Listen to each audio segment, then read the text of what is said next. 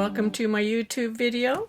In this video I'm going to demonstrate how to do short row shaping in a stitch pattern, and I have chosen knit 2 purl 2 ribbing as the example, but I'm also going to show you towards the end of the video how to do short row shaping in stranded knitting, lace, cables, and other stitch patterns. This is in conjunction with a video that I have on short row for back neck shaping, shortening short rows versus lengthening short rows, and comparing the two techniques and why you would use one over the other, the pros and cons. So let's go and learn how to do short row shaping in pattern. Okay, so let's see how this is done. I changed to my red yarn in the middle of my stitches. I'm going to work the same pattern I showed in the other swatches, in the same sequences, only this is in knit 2 purl 2 ribbing. So I'm going to work 5 stitches over from the center. There's 3, 4, 5, and I'm working in pattern. Of course, if you were doing this on your garment, you wouldn't be using a second color like I am. This is just for educational purposes. So I turned. I'm going to work back in pattern, and I'm going to work a total of 10 stitches. So it's 5, 6, 7, 8, 9, 10, and I'm going to wrap. And these are lengthening short rows. So we know that the next one's going to be longer. I'm going to continue in the knit 2 purl 2 pattern until I come to the wrapped stitch.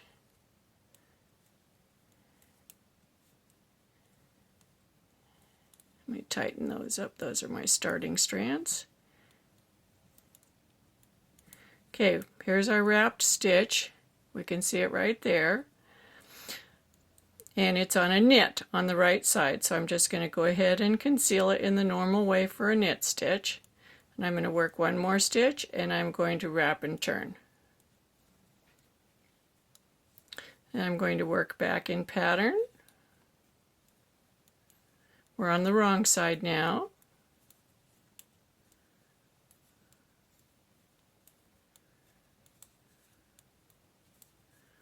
There's a couple of different things to show when working in pattern.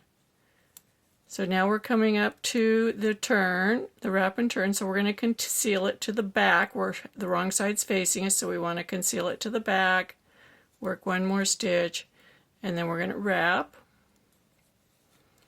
Now this time we'll have something more interesting coming up for the wrap and turn, because it's going to fall in a purl stitch, and we want to conceal it to the back and not to the front. So we have to think about this.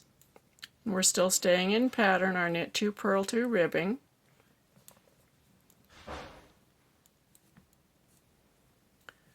And so it's on a purl stitch, see it right there?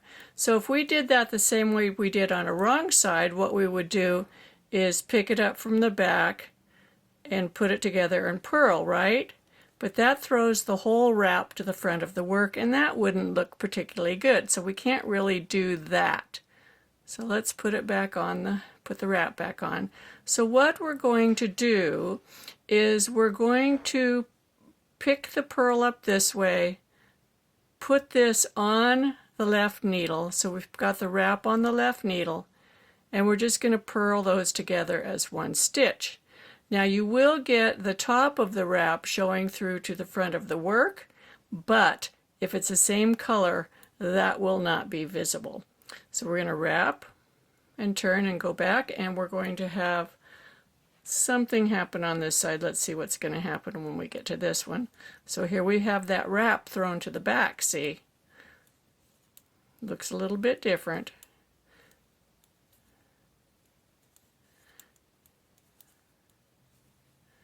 This will be the last one.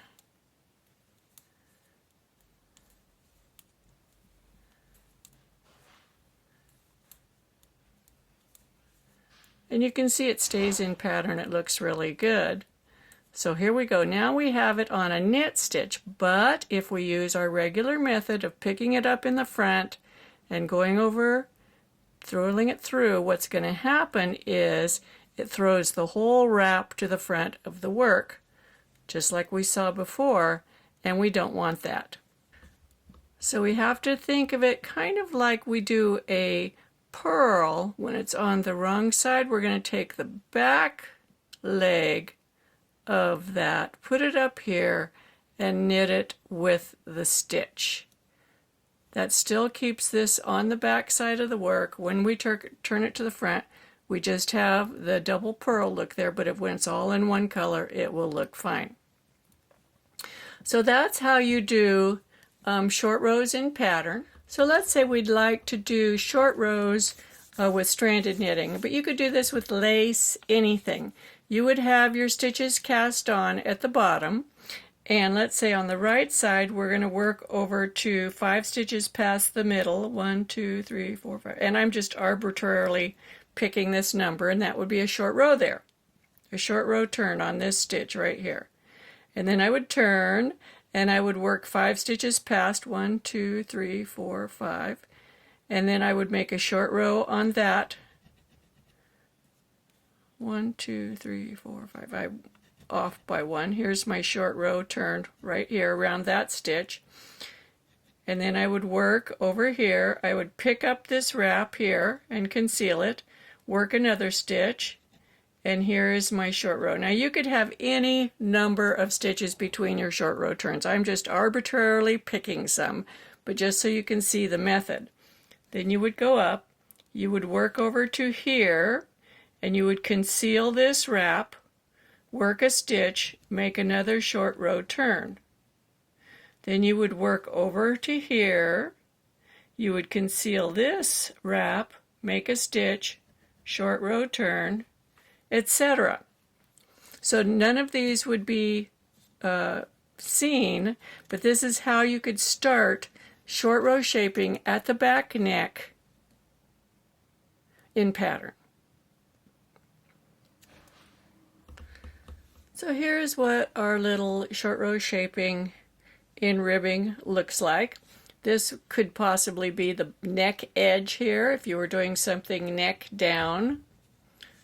So that would be the top of the neck, and you could add some short row shaping to the back neck.